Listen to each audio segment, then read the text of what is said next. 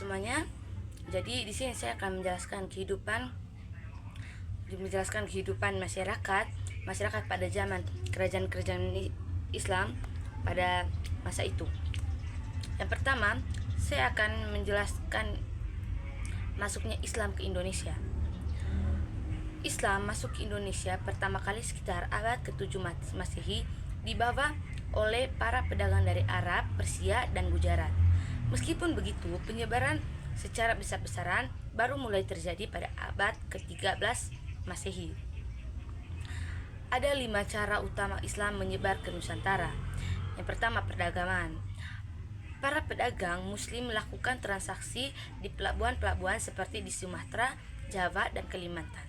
Mereka dikenal jujur, adil, dan ramah, sehingga banyak penduduk lokal tertarik masuk ke agama Islam.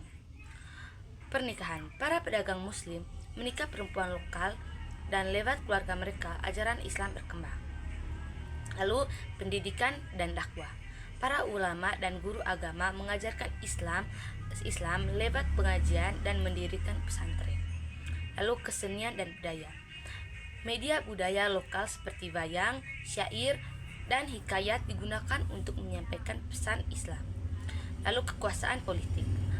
Ketika raja atau bangsawan memeluk Islam, rakyat umumnya mengikuti agama tersebut. Lalu yang kedua, saya akan menjelaskan kerajaan-kerajaan Islam di Indonesia. Berikut beberapa kerajaan Islam penting di Nusantara beserta penjelasannya dari saya. Samura Pasai berdiri dari Aceh pada abad ke-13, merupakan kerajaan Islam pertama di Indonesia. Dikenal sebagai pusat perdagangan dan penyebaran Islam di wilayah barat Nusantara. Lalu Kesultanan Malaka terletak di wilayah Malaysia sekarang. Berdiri pada abad ke-15. Menjadi pelabuhan dagang penting dan pusat penyebaran Islam ke seluruh Asia Tenggara termasuk ke Indonesia. Kesultanan Demak terdiri dari Jawa Tengah pada abad ke-15. Merupakan kerajaan Islam pertama di Pulau Jawa, didirikan oleh Raden Patah. Demak juga terkenal karena peran Wali Songo dalam menyebarkan Islam di Jawa. Kesultanan Aceh Darussalam berdiri pada abad ke-16. Dikenal kuat dalam militer, pendirian Islam, dan mendirikan hubungan internasional dengan Turki dan Arab. Kesultanan Banten terletak di wilayah barat Pulau Jawa, berkembang pesat sebagai pusat perdagangan dan penyebaran Islam. Kesultanan Mataram Islam berdiri pada abad ke-16 di daerah Yogyakarta, berpengaruh besar dalam islamisasi wilayah pedalaman Jawa. Yang ketiga, struktur masyarakat pada masa kerajaan Islam. Masyarakat pada masa itu terdiri dalam beberapa kelompok sosial, dari atas ke bawah. Yang pertama, sultan atau raja merupakan pemimpin tertinggi yang memegang kekuasaan politik dan agama.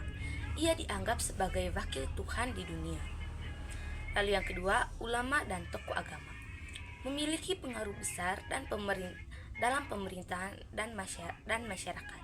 Mereka adalah guru penasihat sultan dan pembimbing masyarakat dalam hal keagamaan.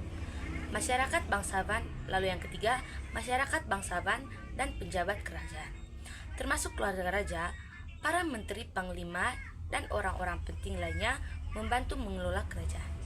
Lalu yang keempat, pedagang dan pengrajin. Golongan menengah yang memegang peranan penting dalam ekonomi. Mereka juga menjadi jembatan penyebaran Islam di wilayah-wilayah baru. Lalu yang kelima, pertanian dan nelayan. Golongan mayoritas yang hidup di pedesaan dan pesisir, mereka memproduksi hasil bumi dan laut untuk memenuhi kebutuhan masyarakat. Lalu yang keenam, hamba sahaya dan budak. Golongan paling bawah umumnya berasal dari tawanan perang atau dibeli dari luar. Meski berada di bawah, mereka tetap bisa mendapatkan ajaran Islam. Lalu yang keempat, kehidupan politik. Pemerintah kerajaan-kerajaan Islam bersifat monarki, dipimpin oleh seorang sultan atau raja yang memiliki kekuasaan tinggi. Sultan bukan hanya pemimpin negara, tapi juga pemimpin umat dalam urusan keagamaan. Dalam mengelola kerajaan, Sultan dibantu oleh penjabat seperti menteri, panglima, dan ulama.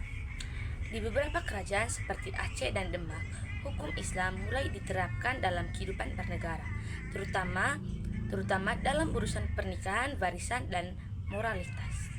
Lalu yang kelima, kehidupan sosial. Islam membawa pengaruh besar terhadap struktur sosial masyarakat. Nilai-nilai Islam seperti persamaan derajat, gotong royong, dan keadilan sosial diterapkan dalam kehidupan sehari-hari. Lalu, tidak ada pembagian kasta sebagaimana dalam sistem Hindu-Buddha.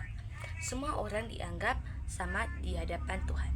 Meskipun tetap ada tingkatan sosial dan sistem kerajaan. Ulama menjadi tokoh penting yang dihormati karena peran mereka dalam mendidik masyarakat dan menjaga mayoritas umum. Lalu yang keenam, kehidupan ekonomi pada masa kerajaan Islam sangat berkembang, terutama karena posisi strategis Indonesia dalam jalur perdagangan internasional. Pelabuhan seperti di Aceh, Banten, dan Malaka menjadi pusat perdagangan rempah-rempah, emas, dan hasil bumi dan barang-barang mewah. Banyak pedagang dari Arab, India, Tiongkok, dan Eropa datang untuk berdagang. Selain itu, masyarakat juga bekerja sebagai petani, nelayan, dan pengrajin. Hasil bumi seperti beras, lada, cengkeh, dan pala menjadi komoditas utama. Pajak dan upeti kepada kerajaan menjadi sumber pendapatan negara. Yang ketujuh, kehidupan budaya. Budaya Islam di Indonesia sangat kaya karena adanya akulturasi dengan budaya lokal.